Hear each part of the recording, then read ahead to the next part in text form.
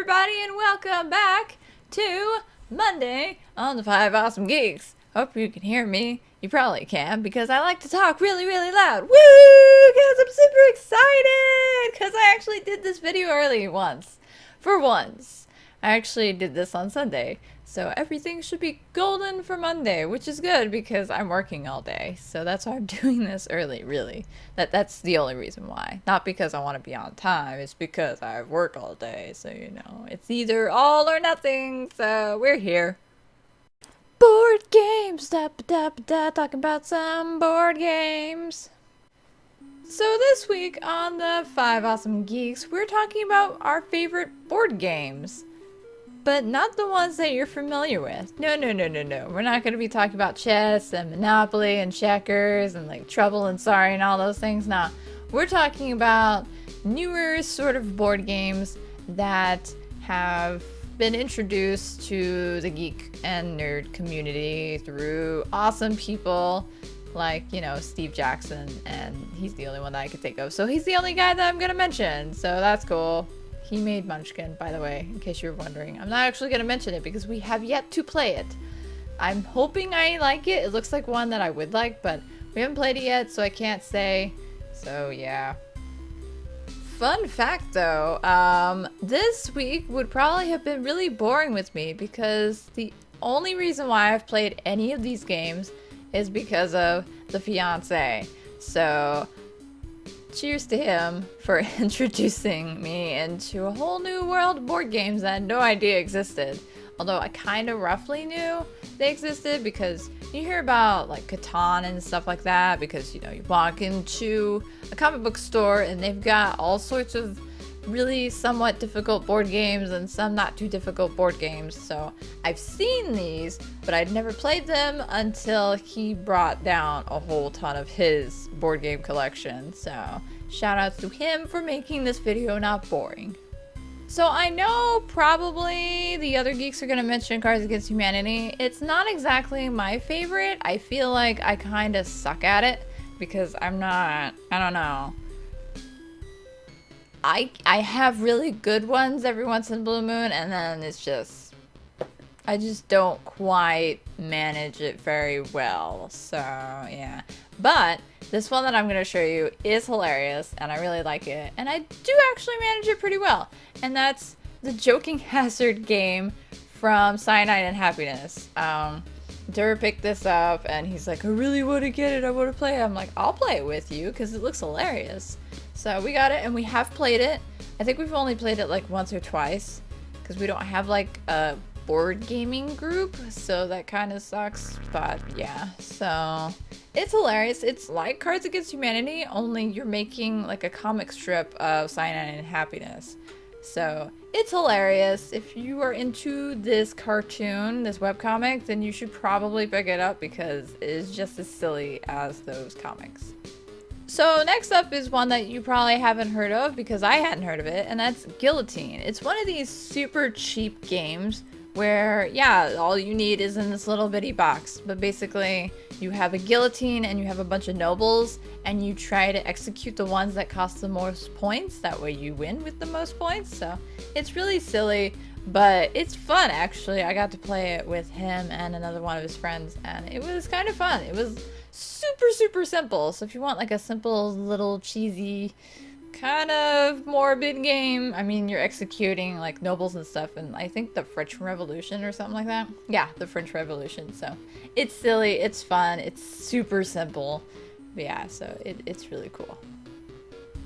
So I've only played this one once, but once was enough to like it, and that's Kill Dr. Lucky. Sorry, it's really like, there we go.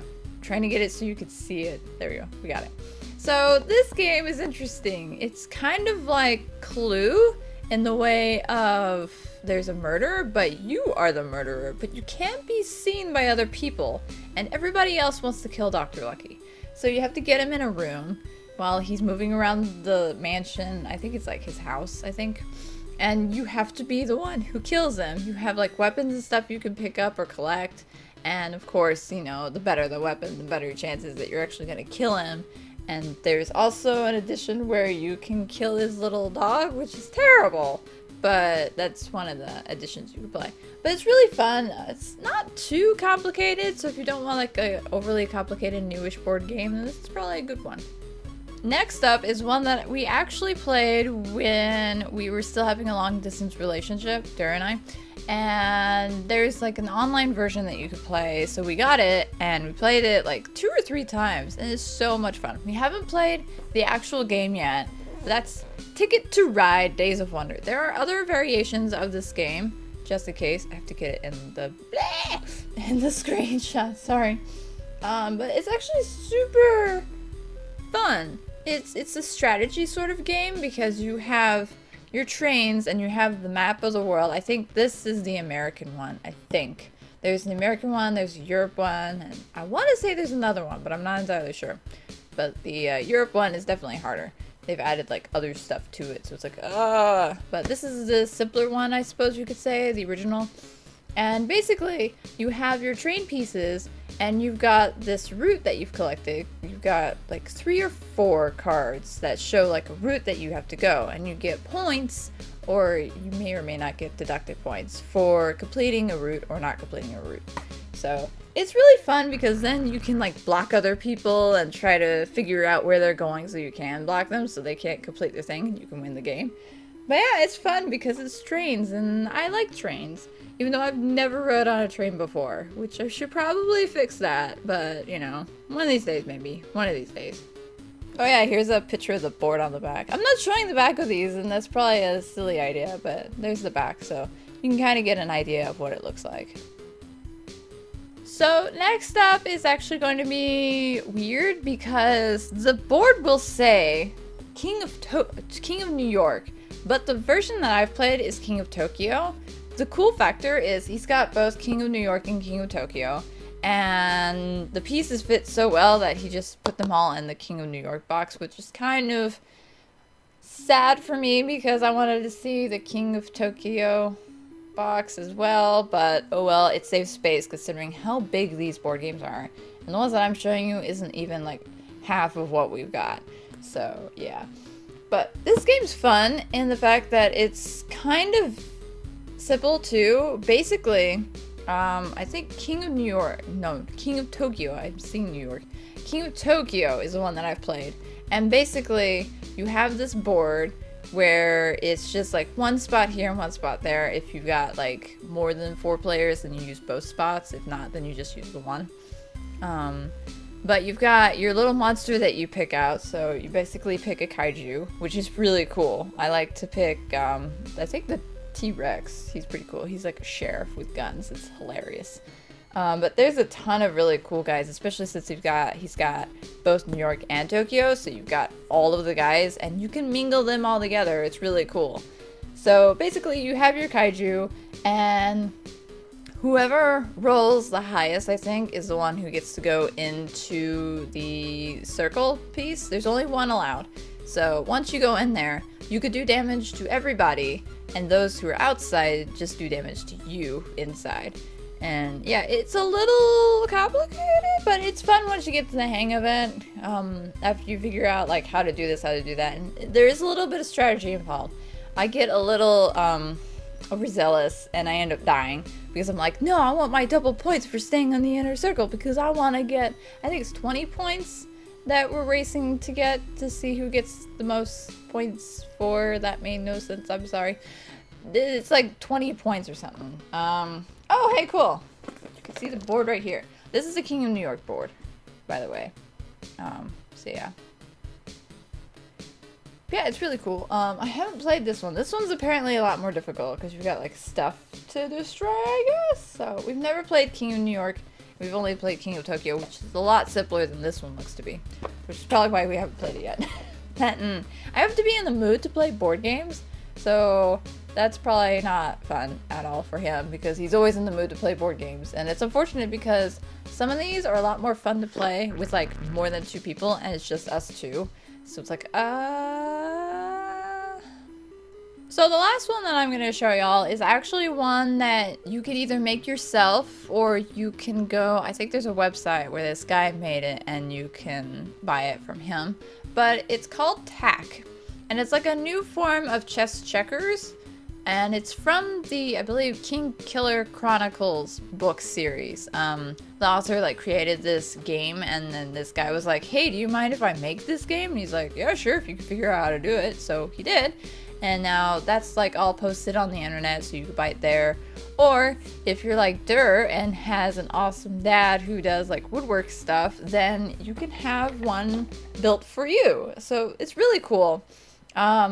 You could play it like in a smaller range, a bigger range, or a bigger range. So basically, depending upon the size of the board, mat, whatever, depends upon like how many pieces you have and whether or not you have certain other pieces. So it's pretty interesting. I thought it would be hard at first, but we were playing it during Christmas time up there when he got this as a present. And it's actually a lot of fun. I don't remember how to play it right now because it's been a couple months since we have played it. But it's really cool. And basically, the board pieces are in here, including the instructions. So that's really awesome. But yeah, everything's handmade wood pieces, which is really awesome. But it's a 2-player game. I think it's just a 2-player game. But yeah, it's a strategy, of course. But it's a lot of fun. I like it a lot.